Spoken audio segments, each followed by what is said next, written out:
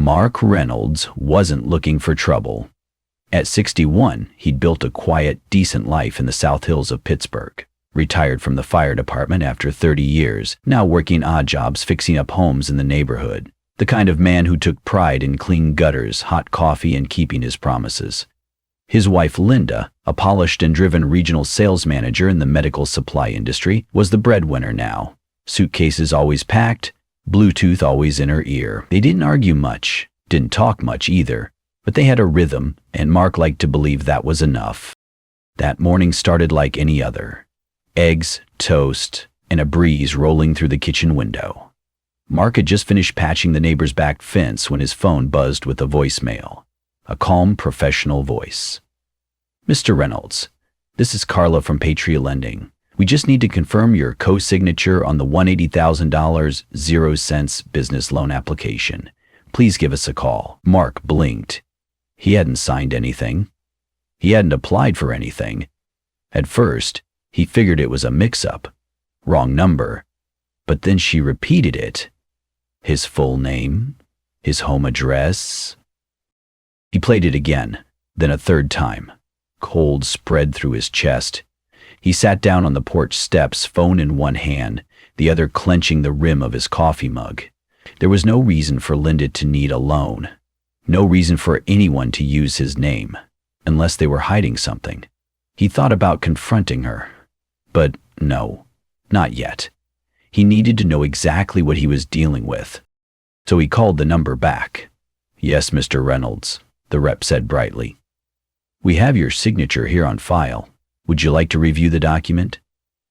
And just like that, what started as a normal day, fixing fences, feeding the dog, washing out the paint buckets, was now something else entirely.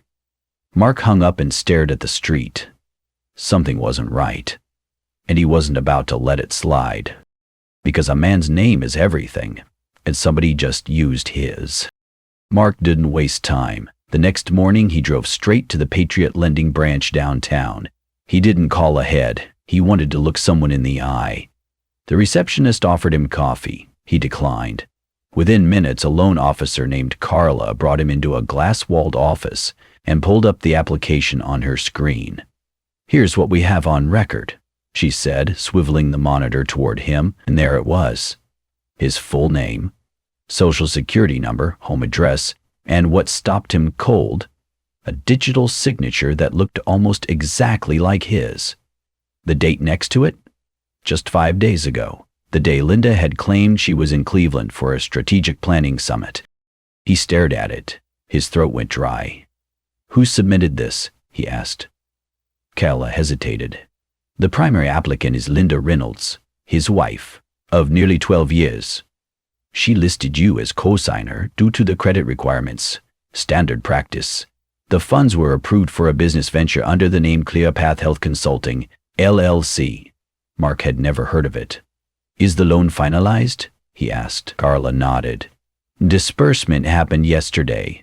First installment was $42,000, 0 cents, wired to the applicant's business account." Mark stood up slowly. "Can I get a copy of this? All of it?" She agreed, slightly nervous now.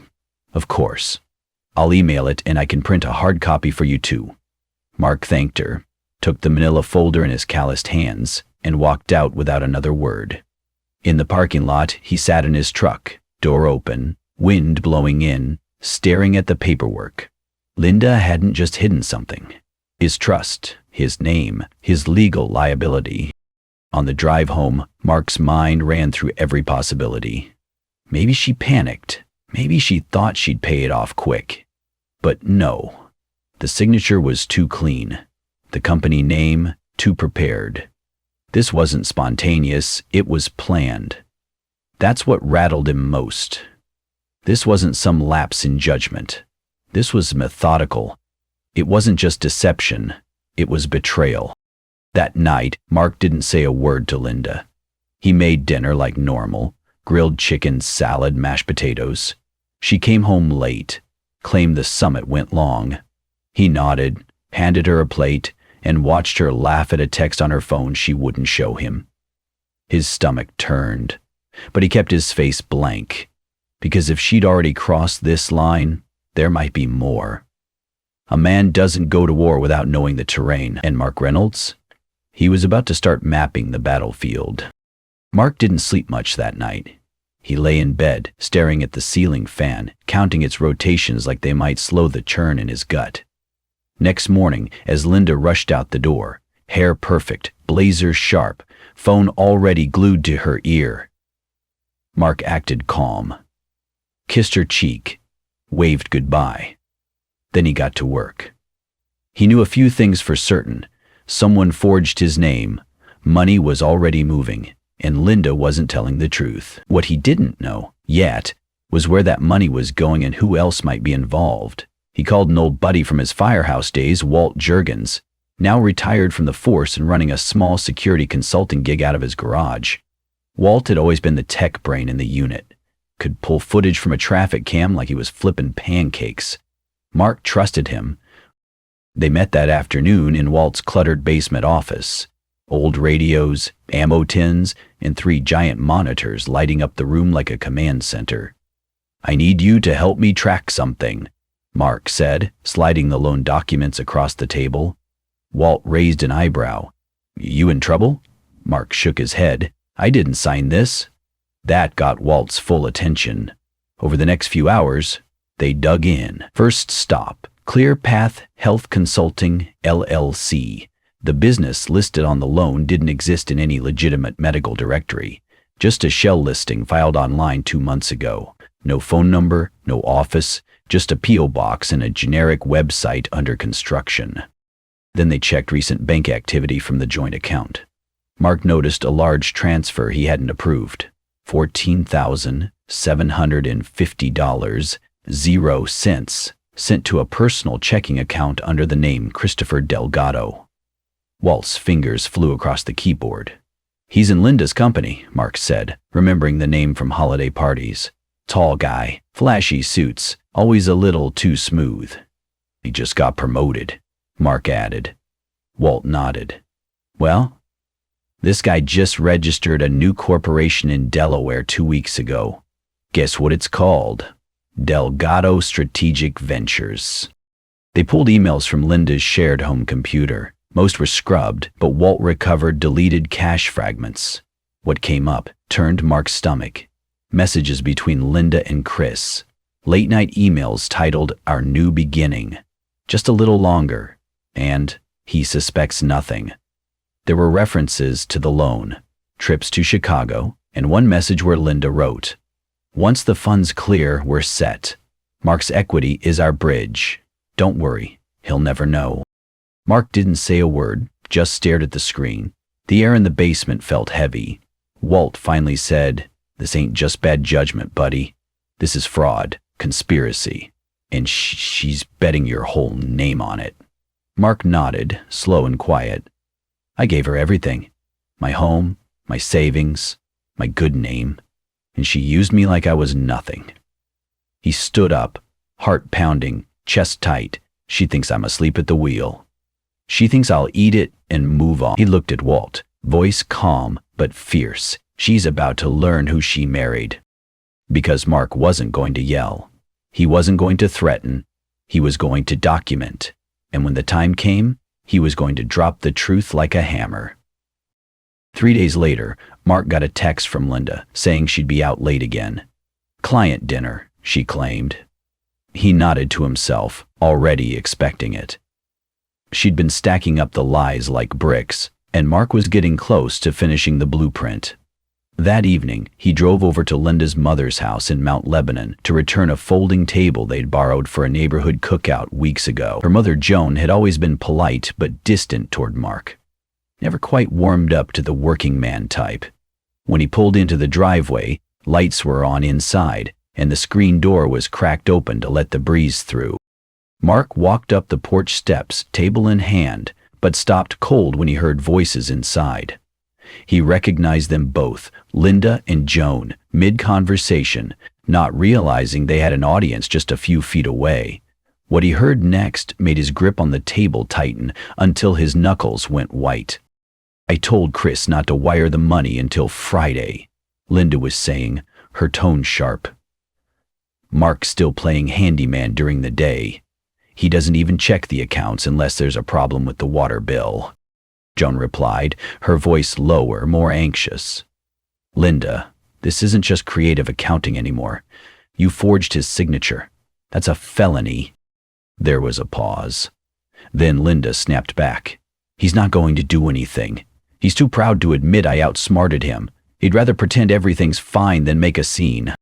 Mark stood frozen, heart pounding in his ears. She didn't just lie to him. She mocked him. She counted on him staying silent. Joan sighed. And this Chris. Are you sure about him? What if he's using you? He's not, Linda said quickly. He's connected. His cousin's on the board. Once the next round of funding hits, I'll have a VP title.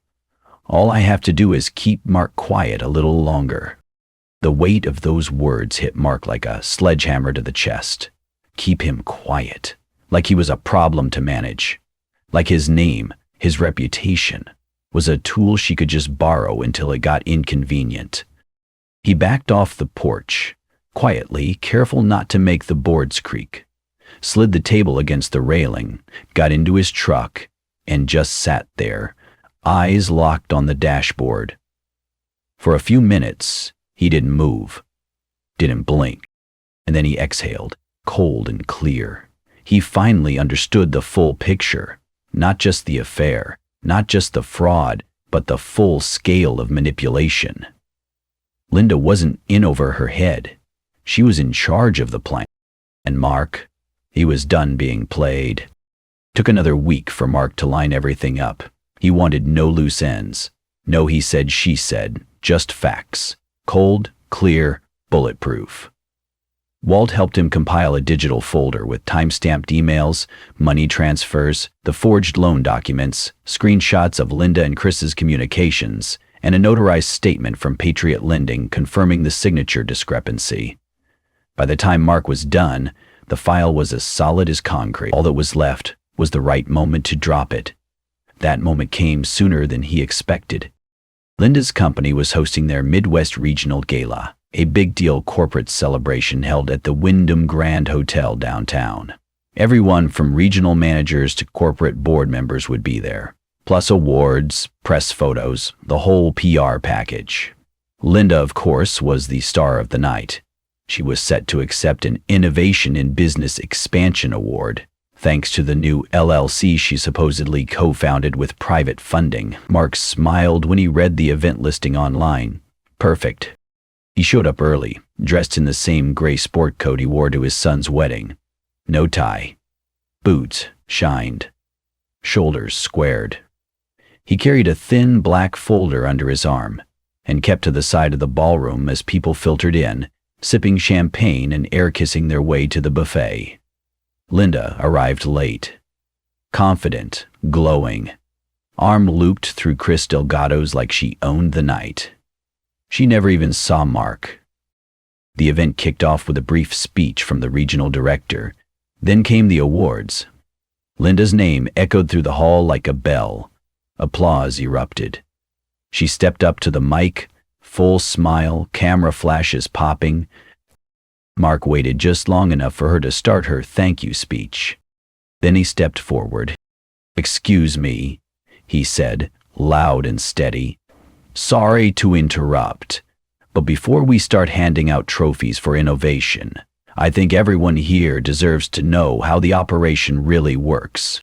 Heads turned. Linda's face froze mid-smile. Mark walked to the front, placed the black folder on the podium next to her hand, and opened it. "Inside," he said, "you'll find proof that my wife, Linda Reynolds, used my forged signature to secure a $180,000, 0 cents loan. That money was transferred into a fake company, co-owned with Mr. Christopher Delgado, right here beside her. A company with no clients, no product, just a name and a plan to funnel funds for their personal gain." Gasps rippled across the room. Chris stepped back, color draining from his face. Lyndon stammered, "Mark, this isn't the place." Mark didn't even look at her. "I didn't think our marriage was the place for felony fraud, but here we are." Someone called for security. The regional director came forward, demanding clarification. Mark calmly handed him a USB drive. "Everything's backed up. Email chains, bank logs, audio transcript. I suggest your legal team gets familiar." Chris tried to leave but was intercepted by hotel staff and two executives. Linda was left standing alone, the spotlight suddenly far too bright. Mark turned to her once, just once. "You bet on me staying quiet. You bet wrong." Then he walked off the stage, past the cameras, through the stunned crowd. No shouting, no drama. Just the truth, served raw, in front of every person who mattered in her world. Outside, under the streetlights, Walt was waiting in the truck, engine running. Mark climbed in, folder in hand. Neither said a word for a minute. Then Walt grinned. "That went well." Mark looked straight ahead. That was justice. The fallout came fast. Within 48 hours of the gala, Linda was suspended pending investigation. Her company launched a full internal audit, and Chris Delgado resigned before he could be formally questioned. Mark's phone rang non-stop. Attorneys, reporters, even old friends wanting to know what really happened. But he wasn't interested in the noise. He was interested in the cleanup. The legal side moved quickly once the evidence was in play. His attorney filed a fraud claim with Patriot Lending, and after confirming the forgery, they froze the loan and initiated a rollback process. Mark wouldn't be liable for a cent. His name would be cleared on paper, just like he'd cleared it in public. He filed for divorce the same week, served the papers cold. No theatrics, just facts. Linda didn't try to fight it. She knew she couldn't. She moved out 2 weeks later, taking her clothes, her laptop, and not much else. Mark had already changed the locks, shut down the joint accounts, and rekeyed his life. He canceled the vacation they'd planned for spring and used the deposit refund to fix the back deck, something he'd been putting off for years. The house felt different now. Quiet. But honest. He gave away the wine glasses they never used and boxed up the photos where she smiled like nothing was wrong. What remained were clean lines, bare shelves, empty hooks, fresh air. He didn't fill the silence with music or distractions. He let it sit, let it settle. Because for the first time in a long time, the silence wasn't a warning sign. It was peace. He saw the boys more often now. Dinner on Thursdays, ball games on Sundays. His grandson started calling him Pops instead of Grandpa, which made Mark laugh every time. One evening after a fishing trip, the little guy asked, "Why don't you live with Grandma anymore?" Mark paused, then answered plainly, "Because sometimes grown-ups lie, and it breaks things you can't fix. But I'll always be here for you. That part never breaks." The boy nodded and reached for his hand. In that moment, Mark realized something. He hadn't just protected his name. He'd protected his legacy. 3 months later, Mark Reynolds lived in a modest ranch-style house on the edge of town. Not fancy, not new, but his. Every inch of it was paid for, and every inch of it was honest. The garage had been converted into a small workshop where he fixed old radios, sharpened tools, and tuned up lawnmowers for neighbors who couldn't afford the shop prices. No more shared accounts, no more closed-door conversations, just clean ledgers and quiet evenings. His mornings started with black coffee on the porch and ended with the sound of crickets and the occasional hoot from a nearby owl. Walt stopped by on Saturdays. They'd sit in folding chairs, talk about old firehouse stories, the Steelers, or the weather, whatever was simple and true. Mark's grandson came over every other weekend. They built birdhouses, fished down by the creek, and worked on a rusted-out mini-bike that had no business running but somehow still sputtered to life. One evening, as the sun dipped low and the cicadas kicked in, Walt looked over and asked, "Do you miss it?" Mark thought for a second, then shook his head. "What? The house? The money?" He smirked. "Nah, I sleep better now. I don't second-guess what I know." He took a sip from his mug. "Truth is, I might not be rich on paper, but I've never felt wealthier. Because dignity, peace of mind, and the trust of the people who matter, those aren't things you can buy. And nobody was going to steal them from him again. If someone used your name to commit fraud, lied to your face, and gambled your future for their gain, would you keep quiet to keep the peace? Or would you do what Mark did? Stand up, speak out, and take your life back on your terms. This wasn't just about money. It was about respect, about drawing the line between being loyal and being used. Mark didn't throw punches. He didn't burn the house down. He gathered the facts, stood his ground, and let the truth do the damage. In a world where people play games behind closed doors, there's still power in a man who refuses to be silent when it counts. Now it's your turn. Type enough in the comments if you think Mark made the right call. Share this story if you believe a man's name is worth protecting at all costs. Tell us where you're watching from and if you've ever faced a betrayal like this. Because there are more people out there like Mark. Quiet, honest, and fed up. And they need to know they're not alone. Truth doesn't need noise. It just needs a man who won't back down.